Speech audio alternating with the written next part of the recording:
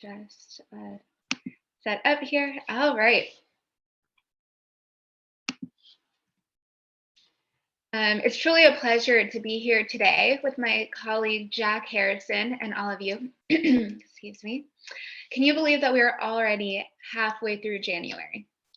But before we get too far along, let's go ahead and introduce ourselves. If you haven't already, please introduce yourself as well by adding your name and affiliation in the chat. My name is Tara Peitzer, and I'm the Director of Marketing and Communications at Giveffect, with over a decade of experience in marketing and communications. Working at Giveffect lets me combine my love of technology and helping people such as all of y'all use the technology to further your missions. I've also actively volunteered with nonprofits for most of my life and even held a board position. Jack? Hey everyone, my name is Jack Harrison. I lead our customer support team here at Giveffect. I've been a part of the team for over 4 years now and have had a hand in countless onboardings and trainings to ensure our partners are as comfortable as possible within the platform. So I certainly look forward to discussing some of these strategies. I know Tara will get to the agenda in just a moment here, but look forward to our chat today and answering any questions you all may have. Thanks so much, Jack, and thanks so much for everyone who's introduced themselves in the chat. We do have quite the agenda planned for our chat today. Now that we've had a chance to welcome you and introduce ourselves, we're going to give you a quick overview on Giveffect for those of you who are not too familiar with it. Next, we're going to cover why it's important to diversify your funding, and then we're going to go over how to diversify your funding this year.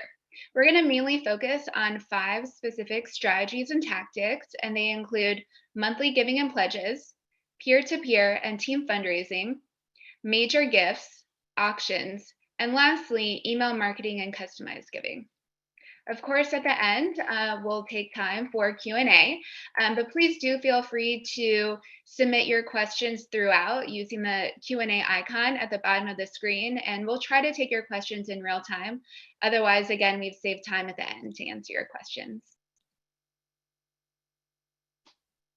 All right, so quick overview for everyone. What is Giveffect? We are a cloud-based software suite built entirely from the ground up for nonprofits of all shapes and sizes. And really the core concept behind the Giveffect software is we are meant to be that true all-in-one system. What exactly do I mean by that? These are just some of the various offerings we have. And so you see here, we cover everything from not just being your main database, but also your online giving, fundraising, your events, volunteering, communications, grants, and so on down the line here. And rather than being a tool that has these various silos, or what you all may be more familiar with is using completely different tools in all these areas. These are all different parts of the same body that connect to what we call that central hub, that brain of your Giveffect CRM. And so that's where we really differ here in the nonprofit software space. And so that's just a bit of information about us here before we get started. Thanks so much for that overview, Jack. So let's go ahead and jump right in. Why is it important to diversify your funding? The lesson here is age old. Don't put all of your eggs in one basket. When you diversify your revenue streams, you mitigate the risk of losing any single source of funding. Let's take a lesson from the last few years, shall we? Prior to the pandemic, many nonprofits relied heavily on in-person events for fundraising.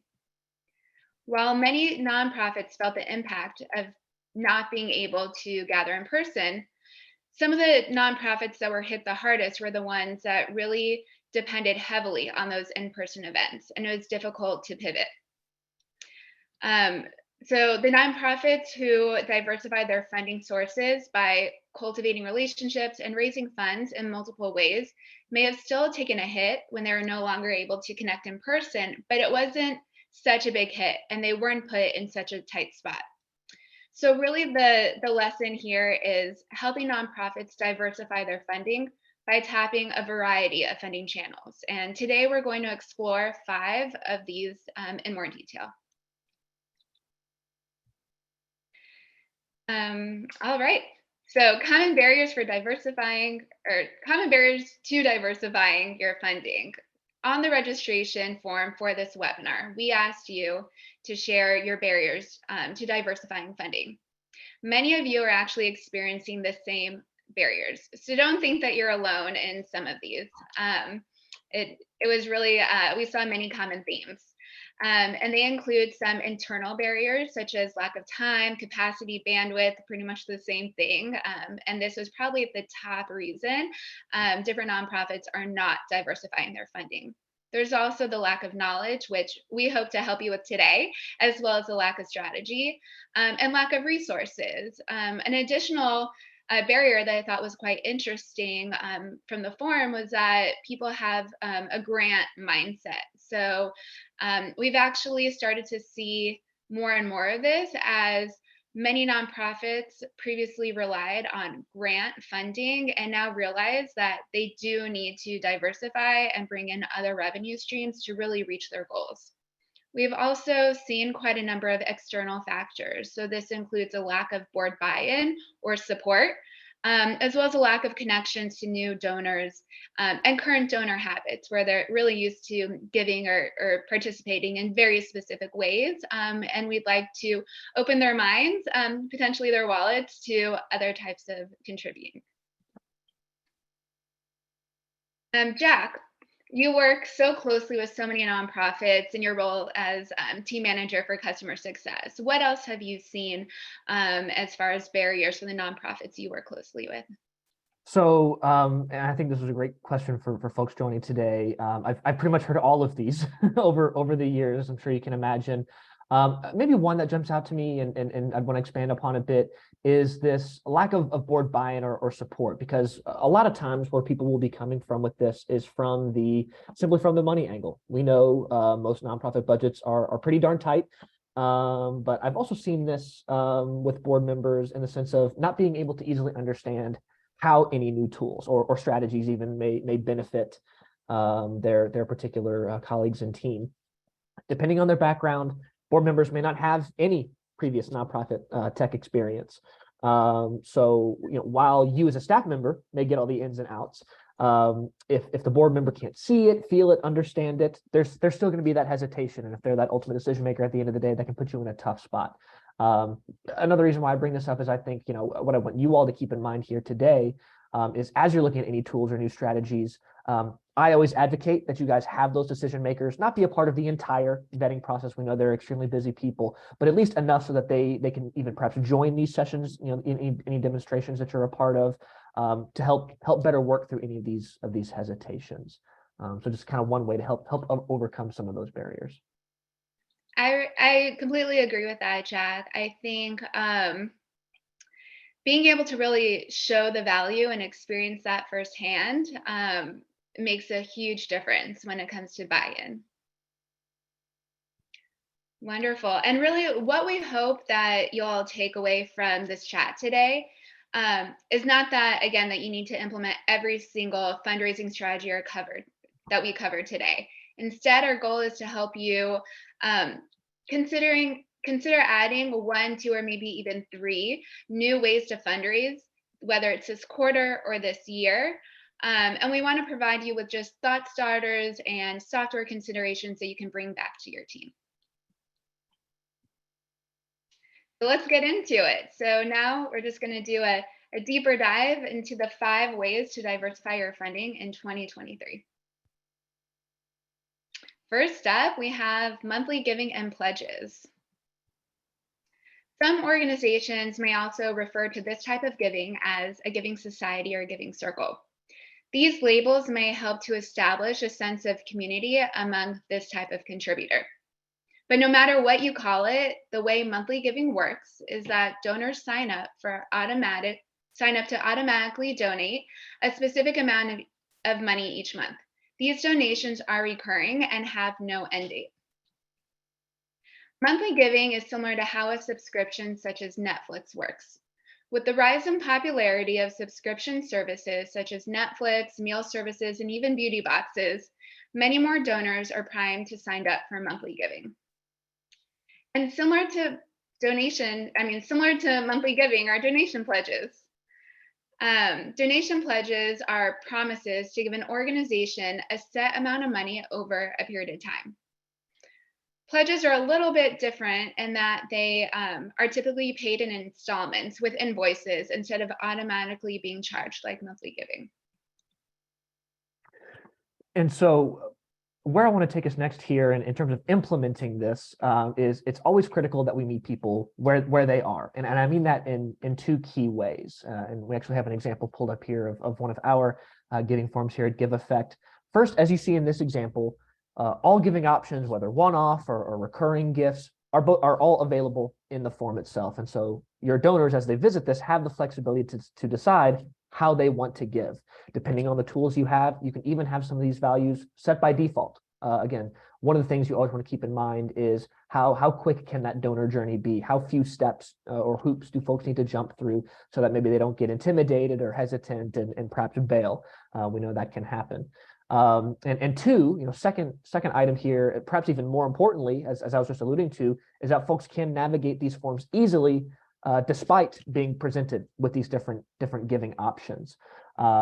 And when thinking about a giving form behind a donate button, a single page continuous scroll is typically best. You guys may be experiencing this with the tools you have now, where folks are having to click arrows to go back and forth, and then if they get an error that they missed a field, again, that could just introduce errors in the process that have folks perhaps bail at the end of the day. So having that continuous scroll is always recommended. But we could also think about having, again, depending on the software you're using, is something called embeddable donation forms. If you aren't familiar with that, we're talking about something that doesn't live behind a button, but is a form that's literally on the web page as people visit it. And so it's one less click. It's another way to incentivize folks to give. It's already right there, begging them to fill in those fields. And so again, key here is making that donor journey as simple as possible. And this is proven to have a higher level of effectiveness. If it's simple, they're less likely to give up. Thanks so much, Jack. I think that's so true. Your checkout flow, the simpler the better, but you can still gather some really interesting information in that process as well. That'll help you with some of the other tactics that we're going to talk about coming up. So the benefits of monthly giving and pledges, there's quite a number of them. We've touched on a few of them slightly so far, but to just share a little bit more directly, we have reliable reoccurring revenue, right? We talked about that similarly to Netflix. That's why Netflix and those other streaming services have done so well. So really, many organizations find that monthly giving programs are a source of reliable financial support. So this is very important.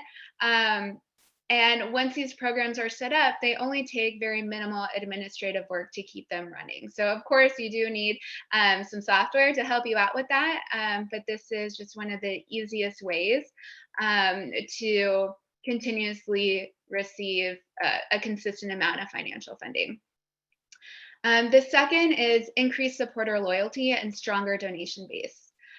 Monthly giving programs help nonprofits cultivate a strong long-term relationship with their supporters. And this can lead to better supporter retention, which really just means less time is needed to pursue new donors to reach your goals because your loyal donors are continuing to give. There's also an increased lifetime value. Monthly donors actually give more in the long run. And this is because there isn't a set end date. According to AFP, donors who set up recurring donations actually give 42% more than one-time donors. And higher support engagement. Donors contributing monthly are likely to engage in other ways too. For example, they may attend one of your events or volunteer either their time or their skills, or maybe even both. And there's also the benefit of lower donor acquisition costs. I mean, we touched on this just a little bit before, but once supporters donate regularly, you'll need to spend less time and less money to acquire new ones. And remember, keeping a donor engaged is so much easier than finding a new donor. So let's make sure to keep them engaged. And the same could be said for your volunteers, but that's a completely other topic we'll have to get to on another webinar. And lastly, easier financial forecasting. With at least a portion of your revenue coming in consistently, you can more accurately forecast multiple things. So where your funds are coming from, how much money you expect to receive, and what you need to do to reach your fundraising goals. In the end, really, reoccurring revenue will help you plan. Awesome. And what I'd also want to add here is, it's not that the benefits can only redound to you and your team. If you want to have as successful as, or rather, as successful a monthly giving program as possible, I'd strongly recommend that you guys have those benefits for your supporters, whether that is, giving them items such as t-shirts or tote bags, discounts to the events that you're hosting, or even, a really powerful one is having those, let's say you have that special giving society, having events just to appreciate those folks. These tailored events can be a way for you to get that valuable face time with these supporters so that you learn more about them and how you can continue to leverage those relationships. And even a different way of thinking about this, Tara mentioning the Netflix example is, put yourself in the donor's shoes. If Netflix didn't release new shows or movies, how long would you keep paying? And so when we talk about engaging folks, these are just some ways that you can do that. It's really going to increase the effectiveness of these programs as you endeavor these.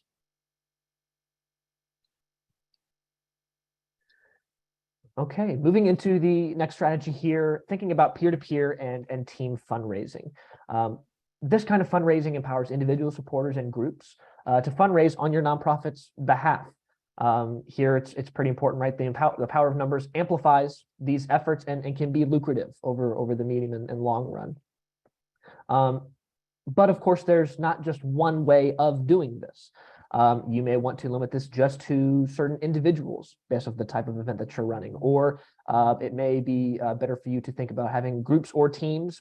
Sometimes you may even want to do both. It really, I want you to think about how you run your events and what, angle or perspective do you think would be most effective as these folks start to fundraise on your behalf.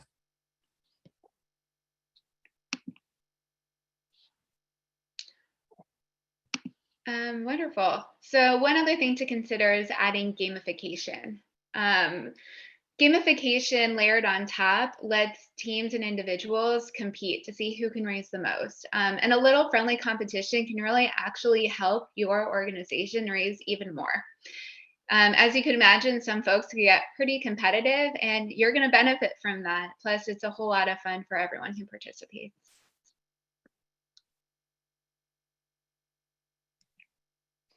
And just like with all the other tactics and strategies we've covered so far, there's many benefits to peer-to-peer and team fundraising. Like we've said a few times, but we really want to emphasize, it takes up less of your staff's time because your supporters are taking on most of the heavy lifting. Your supporters reach out to their networks, asking them to give to a cause close to their hearts and on your behalf. And in the process, you raise more funds and gain new donors. Jack will talk a little bit about setting up this type of fundraising using technology for support, but once you set it up, there's very little administrative work. So your fundraising is more efficient and really saves you time. So in terms of executing this, some things or key features as you're thinking about any existing fundraising software, looking for other tools, things I want you all to keep in mind. If we want to take full advantage of this time-saving benefit, make sure the process for your donors to set up these pages is streamlined and can be completed in a matter of minutes. Again, we know folks can get shy in creating these and start to get tripped up. Look to see another component. Look to see if social media sharing is a directly built-in component to these pages. That way, your fundraisers don't have to figure it out for themselves how to start sharing this page. Am I sharing the right link? How do I post this? That could be a real, again, just having that glide path built out for these folks so it's as easy as possible. Another component, integration is always key and is always a vital part here. Look for a system that will directly connect with your CRM or your main database. That way, you can easily see who's making donations to any given page. You can much more easily identify these connections to see where relationships can be leveraged. As Tara goes to find her family and friends out there, how we at least have the opportunity, we know who those people are, and we can start to reach out to them. And acknowledgement here is also key. If the tool you're using allows to set up automatic acknowledgements, whether it's to individual donors as they give, or even to your fundraisers as people give to their respective pages, you're maximizing that engagement without having to spend time on any of those direct reach outs. And finally, we'll see an example in a moment here. Just like how Tara mentioned, peer-to-peer can be competitive. Yes, everyone likes to win. Definitely ensure features like being able to set their own goals, have progress bars so they can see how they're doing, and even components such as activity walls or albums where people can post pictures. These are all ways where you are driving that engagement and allowing your fundraisers to build on that camaraderie over time, over the course of any given campaign. And I think what's extra great to add, using a platform such as Giveffect, where you'll still have oversight, but it still allows your supporters to do the heavy lifting. So it can still be branded with your nonprofit's branding. You'll still be able to see who is doing what and how much is being raised. So you're not losing all control there. Absolutely, absolutely. And to this example here, this is an annual penguin plunge run by one of our Special Olympics chapters. You see here they have their goal set for the overall campaign. They have the progress bar. Folks can then scroll down the page to see some of these just different teams that are fundraising. Now, in this case, they're utilizing the team component here. You can see how they attracted groups like local associations, even the local fire department, which is great. And a strength to using teams in an event like this is it can incentivize your main fundraisers to not just have their friends give. In this case, like as anybody is going to do this particular plunge, it can have them be a way to have these other folks participate in the plunge itself or the race, or again, thinking about the type of event that you may run. Jack, have you ever thought about doing a penguin plunge yourself? I had a family, it reminds me, I had a family vacation a few years ago in Northern Ireland, got out into the water despite the locals telling us no. So I think that counts as my plunge. I don't know if I'd do that again. That definitely counts. Yeah, okay. Awesome. Next up, we have major gifts. So major gifts are typically the largest donations from a single source that an organization receives in a year. It's pretty incredible to think that 90% of all fundraising dollars actually comes from just 12% of donors. And interestingly, there is no industry standard for how much money counts as a major gift. So what classifies as a major gift is specific to your organization.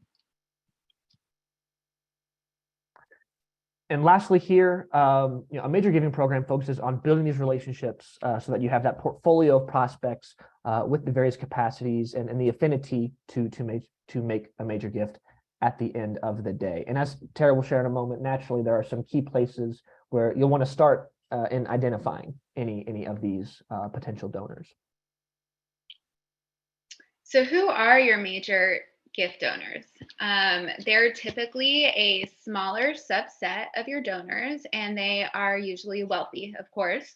So these are high net worth individuals who maybe own real estate or stock or crypto. And by the way, Giveffect does partner with the Giving Block in order to accept crypto donations. So please let us know if you have more questions about that a little later. They're also, they want to make an impact, and many times they're actually personally connected to your mission. And they have the capacity to donate larger amounts, of course.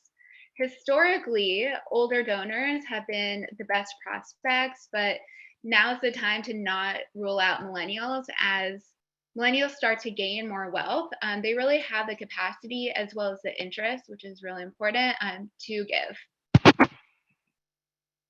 And these components beg the question, though, what if I don't have this kind of data? Like we said, you may not know who these people are yet or where to get started. So how do we factor that in? This is what we think of in terms of major gifts, or what you may refer to as moves management, is that it encompasses these 6 essential stages. Because remember, the ask is not the first step in and of itself, right? You want to be strategic in this process. And so these first steps of identification and qualification are critical. If you aren't sure who these folks are, think about other ways they've been involved in your organization.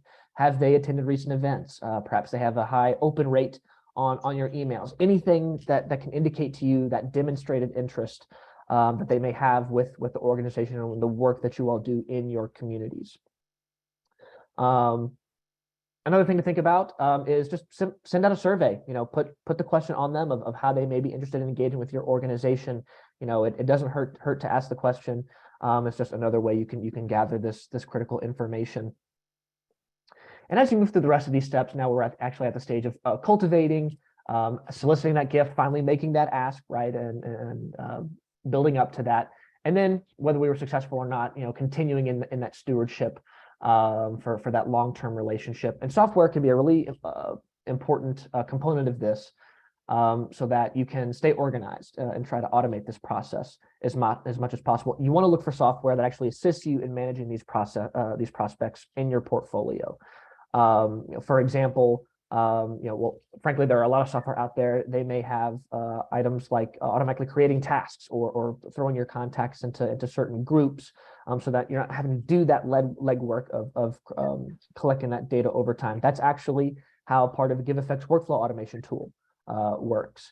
For example, instead of trying to take the time at the end of every month or however long to search for those different characteristics, set up those characteristics in your workflow. Say that's buying a ticket to your annual event, or maybe even winning a certain auction item. So then again, through that automated process, those tasks are created for you. You know who to reach out to. And so the software is helping you in real time, helping you identify this potential donor pool. It's doing that querying for you. And again, just kind of getting a visual perspective of that organizational component. So it's all in one place, right? Rather than the stack of sticky notes or the various spreadsheets or the folders in your inbox. Let's toss those to the side and use software that allows us to again have these opportunities all sit in one place, and so it's as streamlined as possible for you and your team.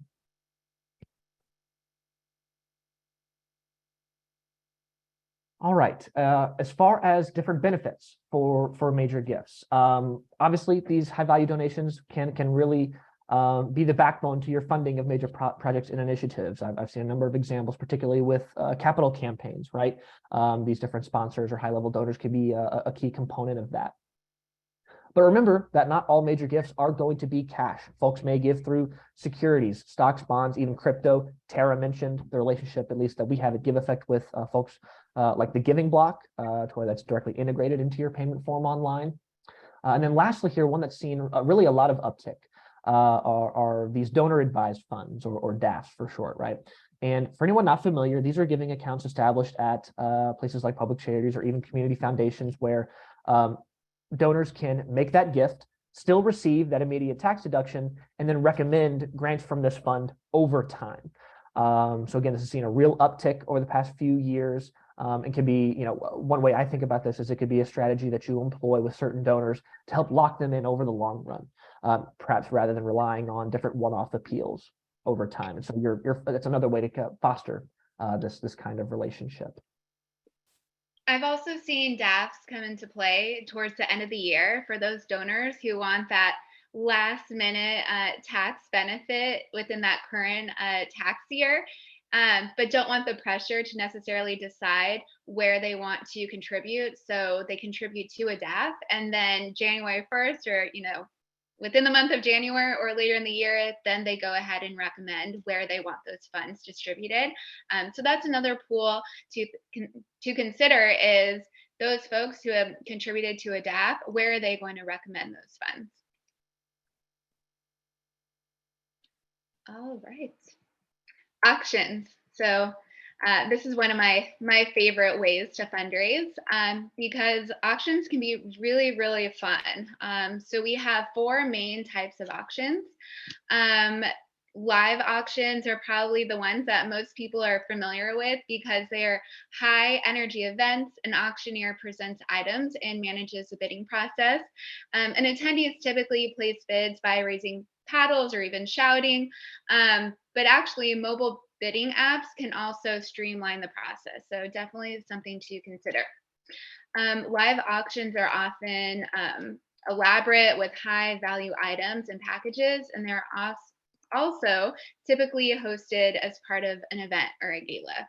They can also be a standalone, but we see it quite often at a live in-person event. But there's also online auctions. And online auctions are a great way to raise funds from supporters worldwide. So, not only those people who are attending your event, but anyone who has access to a smartphone, a computer, a tablet are able to bid and potentially win and support your nonprofit. So, like in person auctions, supporters place bids on items and then the highest bidder wins. The difference is that the bids are placed online, and auctions online can be live or silent. Of course, the auctions do require, the online auctions do require technology. Live online auctions would utilize things like live streaming platforms, such as Zoom that we're on today, and an auction web page at the same time. Whereas silent online auctions require supporters to visit an auction web page during a set period of time. And this set period of time could be one day or several days. The supporters would place their bids on the items or packages they would like to win. And of course, you would need to remind them to check back on the items just to make sure that they're not outbid. And that would also help increase the amount that folks bid and that you would in the end receive. And then there's also hybrid auctions. And I think that now that it's 2023, this is one of the types of auctions that I would most highly recommend. Over the past few years, people did get really familiar with online events and whether they're solely online or hybrid. But I think that online interactions are just a main core of everyone's every day or every week, professional life, business life, etc. So what hybrid auctions do is really just combine an in-person auction with the ability to take bids from online supporters. So event organizers are able to also track the auction's progress online. And those at the event and those online can place their bids with their device. And when the bidding period ends, the highest bidder wins, just like with all other types of auctions. Of course, this type of auction does require a web page and the ability to take bids from a variety of devices. And the real advantage here with a hybrid auction is that you can have a very engaging in-person bidding experience, which we're all excited about now, but also provide access to bidders worldwide. And some people over the last few years now have their preference. Do they want to participate from home or actually get dressed up and go to an event in person? So now you're opening it up to everyone. And hybrid auctions really maximize your chances of reaching your fundraising goals. So how do we want to think about implementing this? What should, as we think about any of these online or hybrid auction types and what those require, what are components you really want to think about having included for any software that you're using?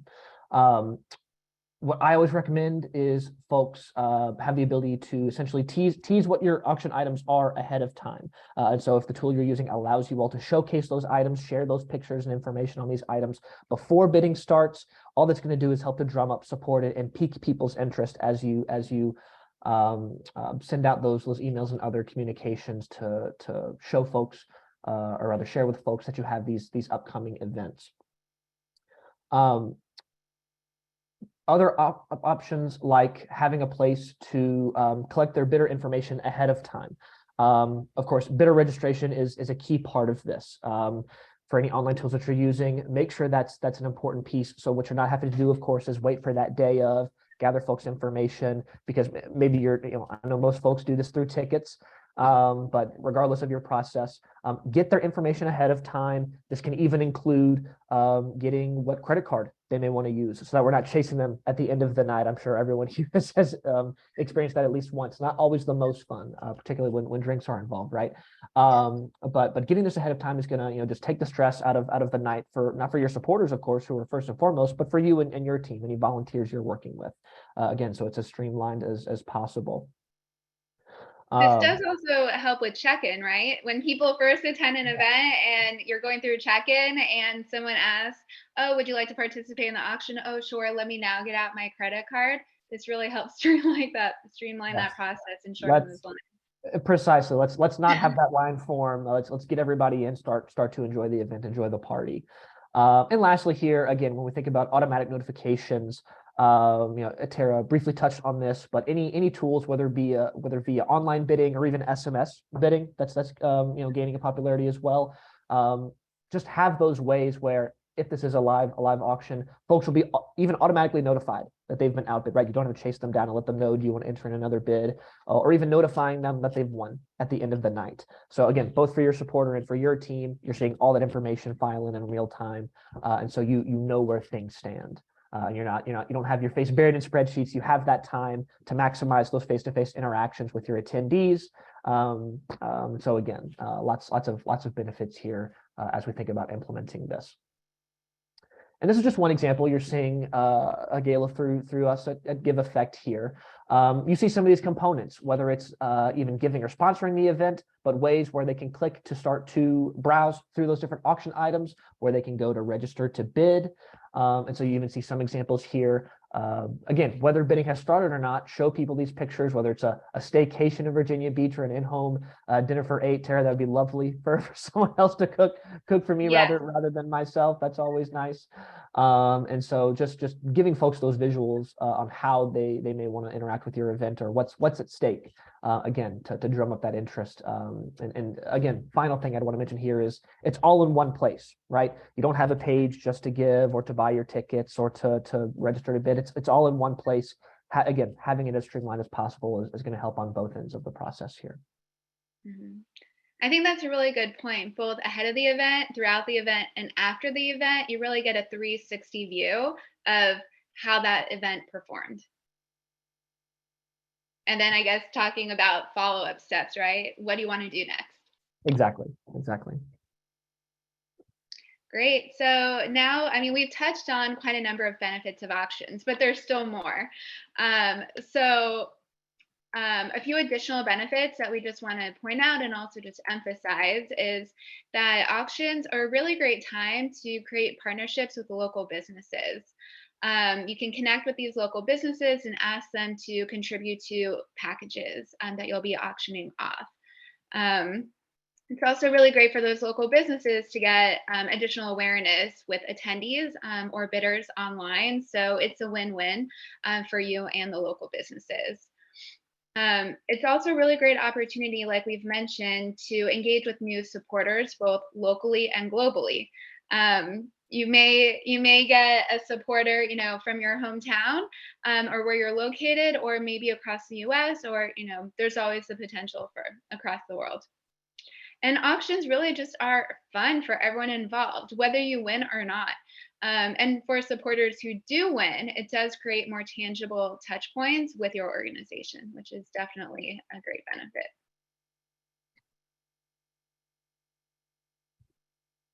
All right, last but not least, we have email marketing and customized giving. So everyone knows personalized emails strengthen supporter experiences by sending the right content to the right individual at the right time. But now, again, in 2023, just using someone's name and salutation isn't personalization anymore.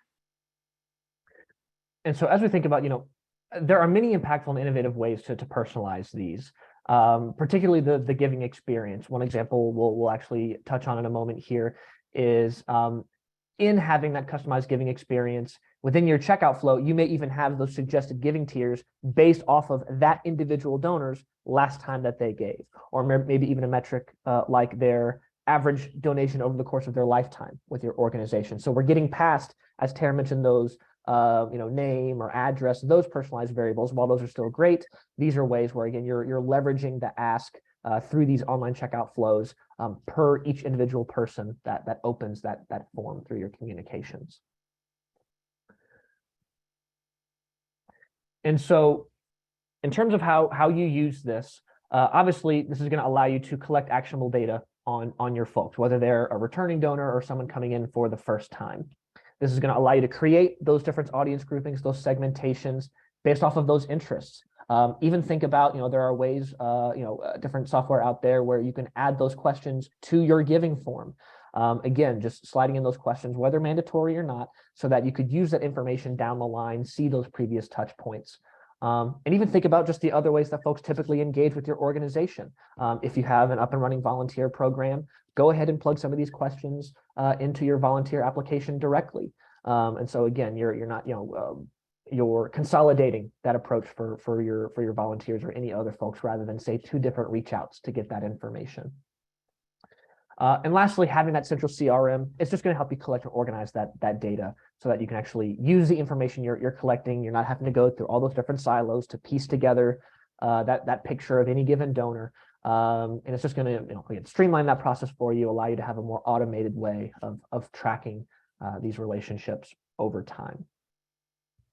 And so just one way we could think about, what does it look like to put this into practice? In this particular example, you're seeing just a nice email campaign where, for instance, directing your attention over here first, of course, we have those personalization replacement variables Tara referenced in terms of name, but then we have items like this merge field here where you're telling the system, again, this is personalized to each person opening up the email. Ask them, say it's a baseline of $50 for your baseline ask, or if that person that gave, or rather is opening the email, gave more than $50 the last time they gave, it'll ask them amount. So again, this is what we mean in terms of personalization on the giving level. And real quick, before we go through this checkout flow, I want to also point out, of course, this isn't limited to just email.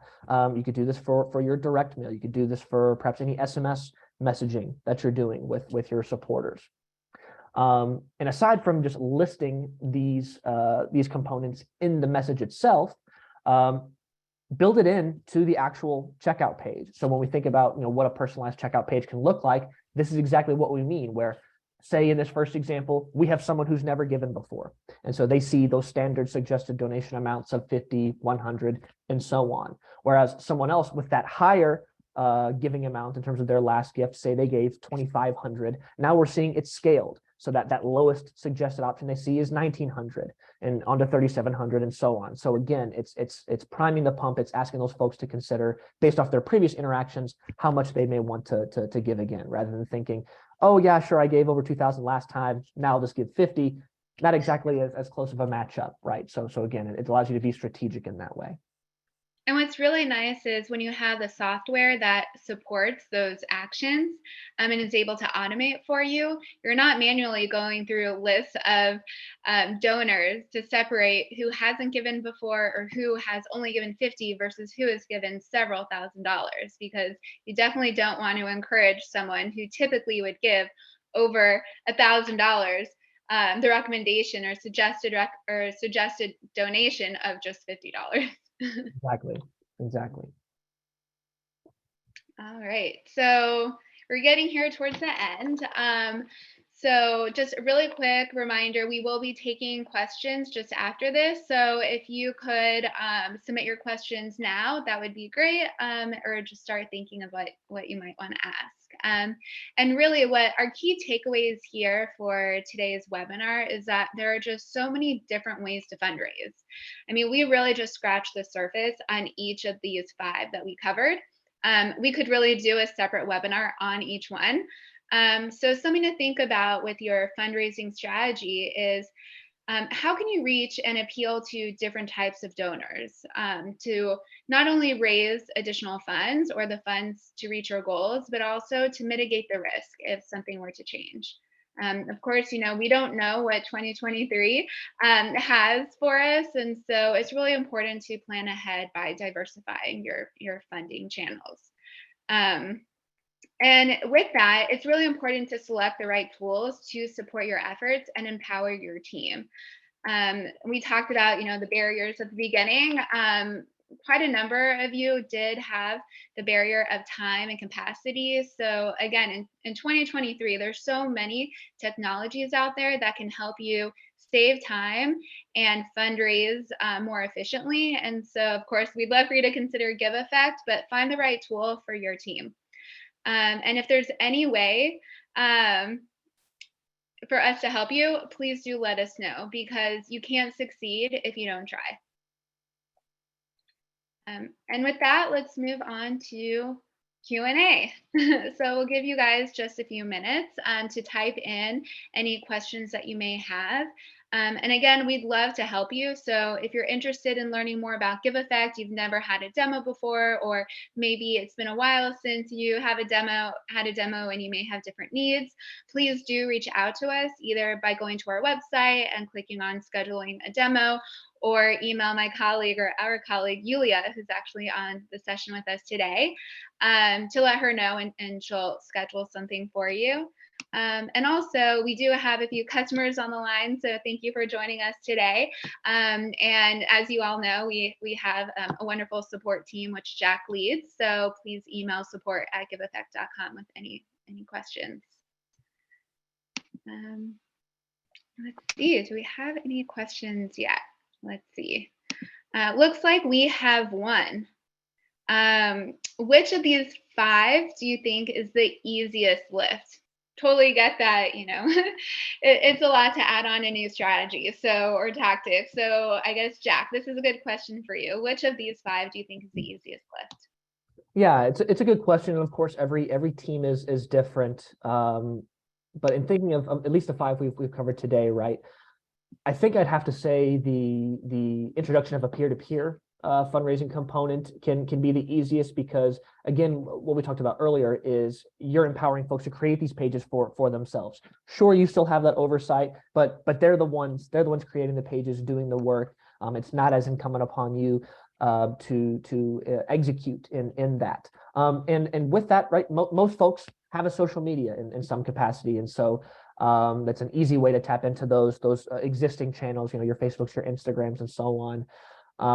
But another thing I didn't want to mention, even we say that it's easier, and I think it is, but something I'd also want to throw out there is if you're anxious about introducing this kind of program, well, even before I mention that, I'd want to say you don't have to only do this around your largest events of the year. Maybe you even just have an ongoing fundraising campaign through a particular season, through the summer, or heading up into the end of the year. It doesn't have to be events based. And then final thing I'd want to mention is you might be thinking, I don't even know who would participate in that kind of program. And so you have that anxiety, who's even going to take this up? The first time you introduce this, limit that scope, limit it to the folks you know best. We talked about, right? Maybe it's those consistent volunteers or folks who've shown up to previous events. And so you have control in that sense. You know who at least those folks are, and that can be your test run in a way of seeing how this strategy can work for your team. Thanks. Yeah, really great response, Jack. One other question that came in here. When it comes to major giving, can you talk a little bit more about how to identify? I'm just paraphrasing this question here, but how to identify who your major donors are, and also does Giveffect offer wealth screening? So I guess I'll start at the end there. Yes, we do offer an integration with donor search through wealth screening, and while I say it's an integration, it's something you would access directly through the platform. So you would have to always log into donor search and see that information. It would port in directly. But this goes back to if you have different advanced search tools or querying tools, to either think about perhaps even at the beginning of the year, set up those reports. What are those high level characteristics? And I know we've talked, something we've mentioned over and over is things like attending previous events, but even something else to think about is query based off of address information. Who are the potential donors closest to you? So what we think about if these are instances where we're going to send any folks from our development team or anybody else out into the community, who's going to be easiest to reach. That's another component you could think about, and setting out that process at the beginning of the year. Again, we know we're all strapped for time, but at least getting that first step off so that once you're ready to actually start executing, you at least have the backbone of that data to rely on. And so at least getting the ball rolling isn't as taxing, to put it one way. Really great question. We have just a few more minutes left, so if anyone has a few questions left, please do share them now. and we'll give you just a few more minutes.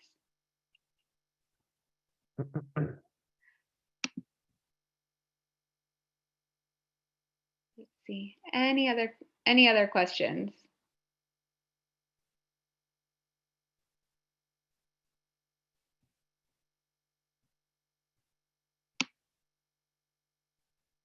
I'm just gonna monitor the chat here to see if any came in.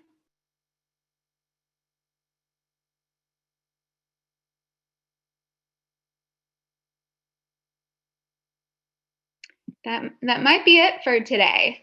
Any last takers? All right. All righty, guys. Well, thank you so much for all of your time. If you think of any other questions or again would like to meet with us one-on-one or with your team to learn more about what Giveffect has to offer and how you can execute on any of these tactics and strategies that we spoke about today, please do let us know. We're here to help. Thanks so much for your time. All right, take care, guys. Have a great day.